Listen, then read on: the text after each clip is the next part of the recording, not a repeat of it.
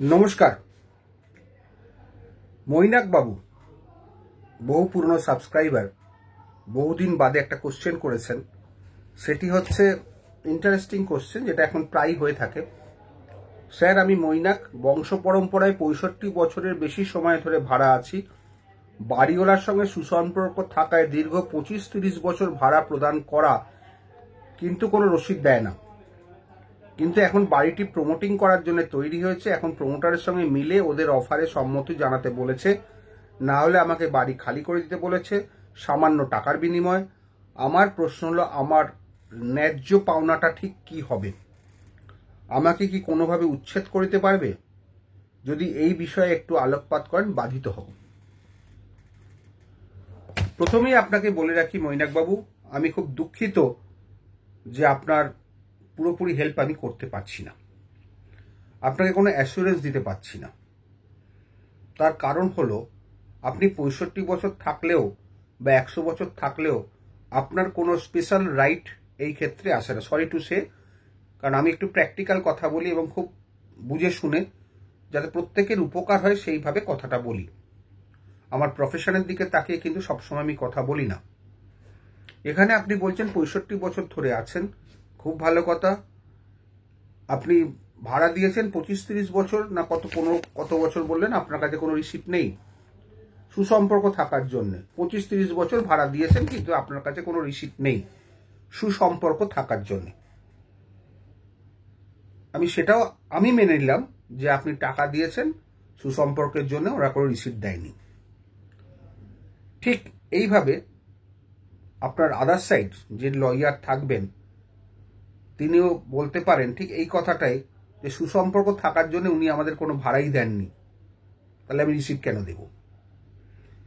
Court প্রমাণ চায়। আপনার সুসম্পর্কটা আপনি প্রমাণ করতে পারবেন না। ওরা পাল্টা বলবে যে আমার সঙ্গে সুসম্পর্ক ছিল, ওরাও একই কথা বলবে আমাকে ভাড়াই দেয়নি, তাহলে রিসিপ্ট কেন দেব? This is the thing. সুতরাং কিছু কিছু রিলেশন, ভাড়াটে বাড়িওয়ালা এবং অন্যান্য কোনো রিলেশনে যেটা আইনত করা দরকার সেটাই করবেন। ভাড়া দিলে রিসিপ্ট নেবেন, ভাড়া দিয়ে যদি রিসিপ্ট না পান তাহলে দেবেন না। 1 মাস ভাড়া দেওয়ার পর যদি রিসিপ্ট না দেয়, পরের মাসটা মানি অর্ডার করে দেবেন, মানি অর্ডার করে রেন্ট কন্ট্রোলে জমা দেবেন। এটা হচ্ছে আইন। রিলেশন তখনই ভালো যতক্ষণ দুপক্ষ মেনে নেয়। এবার আপনার বক্তব্য যদি আদার সাইড মেনে নেয়, আপনার ল্যান্ডলর্ড, হ্যাঁ আমাকে ভাড়া দিয়েছিল 25-30 বছর, আমি তাকে রিসিপ্ট দিইনি, তাহলে আলাদা কথা। কিন্তু অত ভদ্রলোক আজকালকার দিনে পাওয়া খুব শক্ত। বরঞ্চ উল্টোটা বলতে পারেন, যেটা আমি আপনাকে বললাম। এরপর গেল, উনি আপনাকে বাড়ি খালি করে দিতে বলছেন। আপনি বাড়ি খালি নাও পারেন, করতেও পারেন। যদি বাড়ি খালি করার জন্য উপযুক্ত মূল্য পান, সঠিক মূল্য পান, তাহলে আপনি খালি করে দিলে আপনার লাভ। হ্যাঁ, এখন যদি নামমাত্র মূল্য দেয় তাহলে বলে লাভ নেই। যদি ঠিকঠাক মূল্য দেয় তাহলে লাভ আছে। আর উনি আপনাকে জোর করে তুলতে পারবেন না, গায়ের জোরে। আইন আছে। হ্যাঁ, এখন তো গুন্ডা বদমাইশের রাজত্ব, গুন্ডা বদমাইশের মেরে ধরে তুলে দিলে আইন আসবে। তারপরে আপনাকে ফার্স্টে প্রোটেকশন নিতে হবে। সিভিল কোর্টে একটা ডিক্লারেশন শুট করতে হবে। Declaration injunction, declaration I am a tenant, আর ইনজাংশন যাতে আপনাকে জোর করে ডিসপোজেস করতে না পারে from your tenanted room. Declaration suit করতে হবে, ইনজাংশন চাইতে। তারপর ওরা যদি এভিকশনের মামলা করে, আপনি 25-30 বছরের ভাড়া, তার সঙ্গে 10% ইন্টারেস্ট দিয়ে within 1 month from the date of service of summons কোর্টে টাকাটা জমা করতে হবে। এটা কিন্তু মাথায় রাখবেন। 7172 কোর্টে উইদিন 1 মান্থ টাকাটা কিন্তু জমা করে দিতে হবে। উইদিন 1 মান্থ আপনি 7172 যত তাড়াতাড়ি পারেন করবেন, সমন পাওয়ার পরেই। এই হচ্ছে আইন। তারপর আপনি মামলায় জিতবেন কি জিতবেন না, সেটা মামলার মেরিটের উপর নির্ভর করে।